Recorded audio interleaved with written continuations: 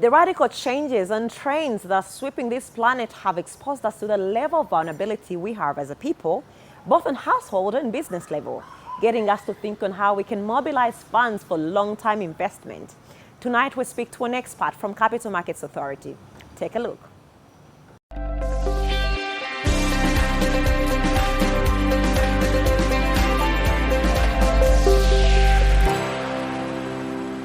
So for as long as they remain micro or small, there are other funding options, family savings, own savings, philanthropic funding, innovative funding, accelerator financing, because those tend to come in small quantities.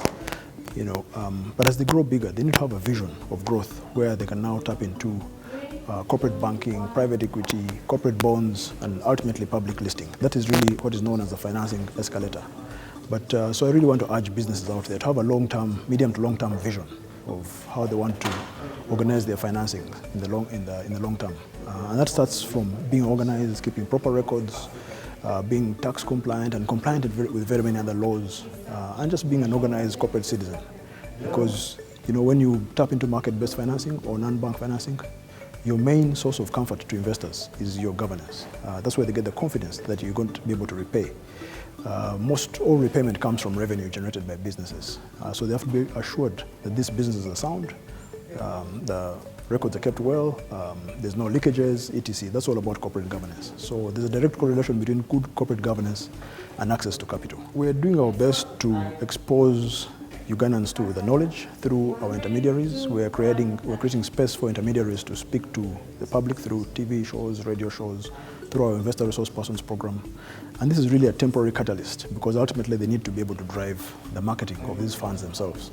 But it's through interventions like this, through conversations like this, that more Ugandans become aware of the benefits of investing through the capital markets. And I think we've done a fairly decent job. We need more support in that area, more airtime. But people need to pay attention and seek out this knowledge, but ultimately act on this knowledge, because I believe we've reached more than 4 million Ugandans. So the numbers of 65 million Ugandans, 65,000 Ugandans investing is still quite small compared to the numbers that we believe we have reached. So people need to act on this information. There's nothing that is too small to invest. With 100,000 shillings, you can put aside 100,000 shillings every month and start your investment journey. Over 5 years, that would be much more than 6 million shillings. So there's nothing like that. Like people have too small savings. The savings are too small, but the sooner they start, the better. There's nothing really as such in terms of the latest, because what we're doing this year is what we've been doing in the past few years, focusing on the growth of savings in financial assets through fund managers whom we license, investing in collective investment schemes that provide a variety of different investment options: money market funds, fixed income funds, balanced funds, equity funds. We are really trying to see these funds grow, but not just the assets, but also the Ugandans who are investing in these funds. The numbers are still quite small. They've grown from 6,000 to about 65,000, but we need to get to 500,000 or 1 million Ugandans before we can start to see the impact of these funds in the economy, not just at a household level and individual level, but also at a macro level, because ultimately these funds should be able to provide funding to businesses, depending on the type of the fund, and even to government. Right now, government is one of the main beneficiaries of these savings. Still small, but with a huge potential for being a good source of patient capital, as opposed to bank deposits that tend to be short-term, and hence banks can't provide the long-term capital needed for businesses.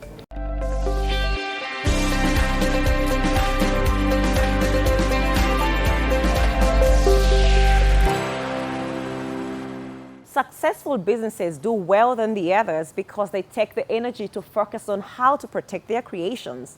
Now, tonight we explore everything you need to know about intellectual property rights.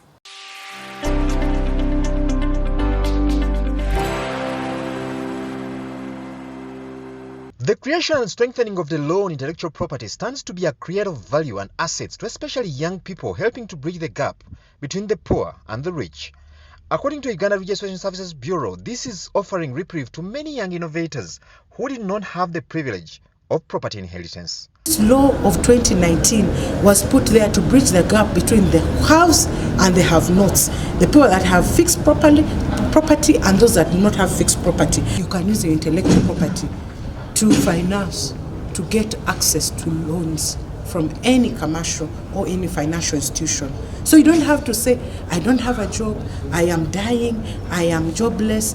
Do something, create something as you wait for the job. However, for innovators to deliver value and see the transition into intellectual property, certain conditions have to be met.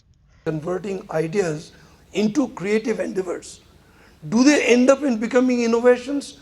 Answer is not necessarily. Not necessarily.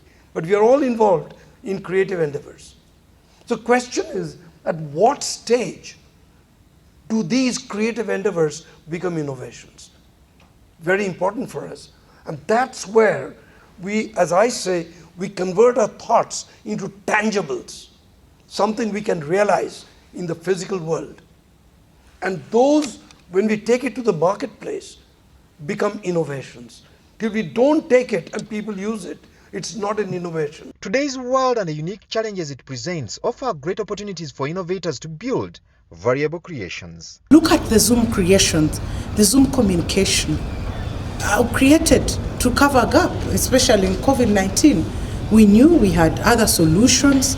We had Skype, we had other solutions, we have Microsoft things, but they had never been used to this extent. And Zoom took off. Up to now, Zoom is the lead in terms of teleconferencing and communication. So look at these solutions. We have solutions around us. We have challenged every problem that you see around you has a solution within intellectual property. The more the problems, the more the solutions. In a country like Uganda, where there is a considerable number of educated but unemployed and mostly unpropertied youth, this space offers great opportunity with good guidance. To experts, while education is considered a reliable financial equalizer, turning that education into problem-solving innovations and intellectual property is the glue that binds the assertion together, especially now that there is a legal framework to protect such creations.